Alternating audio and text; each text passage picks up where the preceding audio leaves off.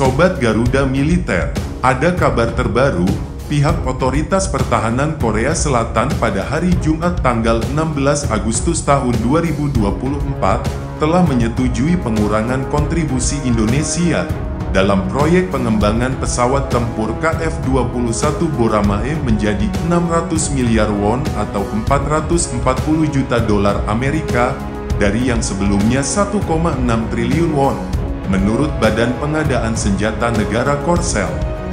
Komite Promosi Proyek Pertahanan telah mendukung langkah ini di tengah kekhawatiran tentang komitmen Indonesia terhadap proyek pesawat tempur KF-21 yang bertujuan untuk mengembangkan pesawat tempur supersonik canggih pada tahun 2026 karena adanya penundaan pembayaran yang terus berulang-ulang. Melansir dari laman Yonhap pada tanggal 16 Agustus tahun 2024, pada awalnya, Indonesia telah setuju untuk membiayai sekitar 20% dari total biaya proyek senilai 8,1 triliun won yang diluncurkan pada tahun 2015 dengan imbalan transfer teknologi dan satu unit prototipe KF-21 di antara persyaratan lainnya.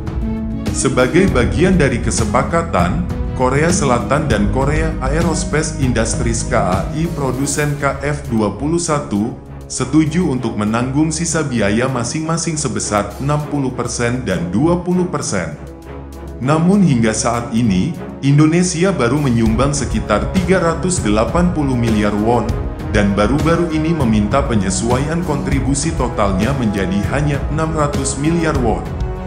Nah, Sobat Garuda Militer, Badan Administrasi Program Akuisisi Pertahanan DAPA mengatakan bahwa pihak komite telah menyetujui rencana tersebut setelah mempertimbangkan berbagai faktor, termasuk hubungan bilateral dan potensi untuk menutupi defisit kekurangannya.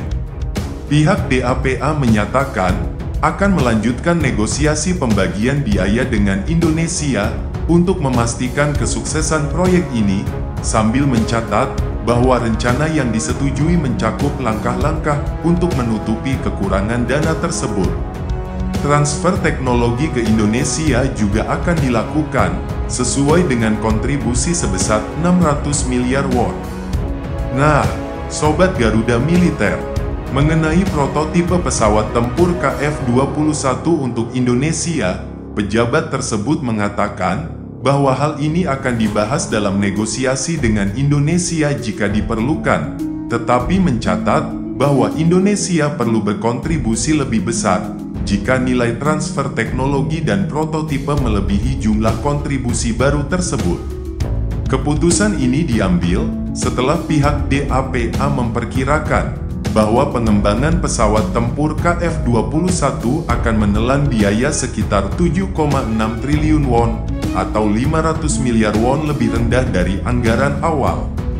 Nah, Sobat Garuda Militer, walaupun terdapat penundaan dalam pembayaran, proyek ini masih sesuai jadwal untuk mulai mengirimkan pesawat tempur canggih tersebut yang dirancang untuk menggantikan pesawat tempur F-4 dan F-5 era Perang Dingin Korea Selatan ke Angkatan Udara pada tahun 2026 mendatang.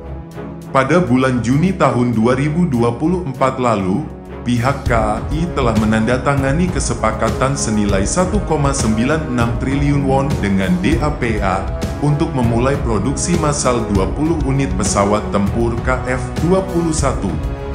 Dari sudut pandang Indonesia, disetujuinya pengurangan kontribusi dalam proyek pengembangan pesawat tempur KF-21 ini menjadi 600 miliar won, merupakan hasil yang positif dalam menghadapi tantangan ekonomi yang dihadapi negara ini. Pengurangan ini memberikan Indonesia kesempatan untuk tetap terlibat dalam proyek yang strategis bagi modernisasi Angkatan Udara Indonesia, sambil meringankan beban keuangan yang awalnya sangat besar.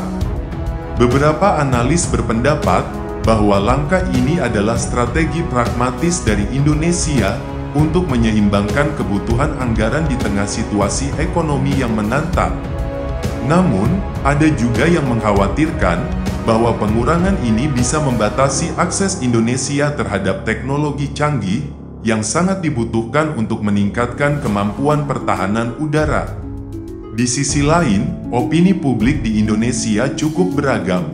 Ada yang mendukung keputusan ini sebagai langkah yang bijaksana, mengingat Indonesia masih memiliki banyak prioritas pertahanan lainnya.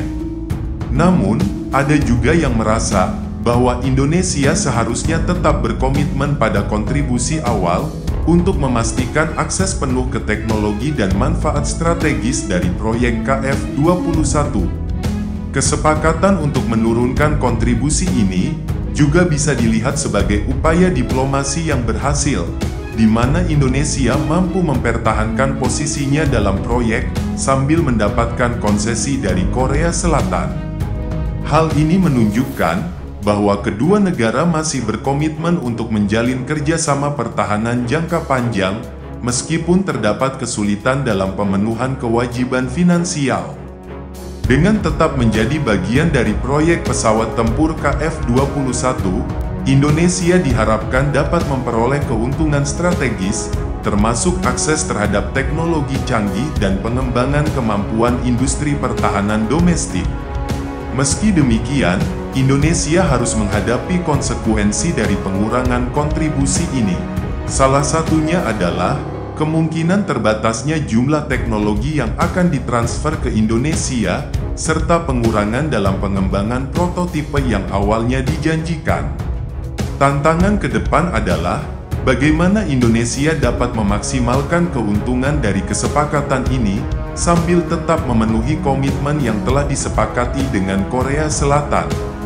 Selain itu, pengurangan ini juga bisa dipandang sebagai langkah strategis bagi Indonesia untuk merestrukturisasi prioritas anggaran pertahanan, mengingat banyaknya kebutuhan mendesak lainnya di sektor pertahanan dan keamanan.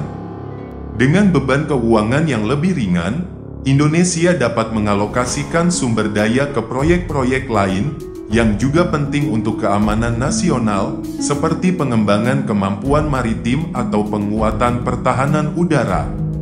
Kita semua berharap bahwa proyek ini tidak hanya sukses dalam hal pengembangan pesawat tempur canggih, tetapi juga membawa dampak positif bagi kedua negara dalam jangka panjang.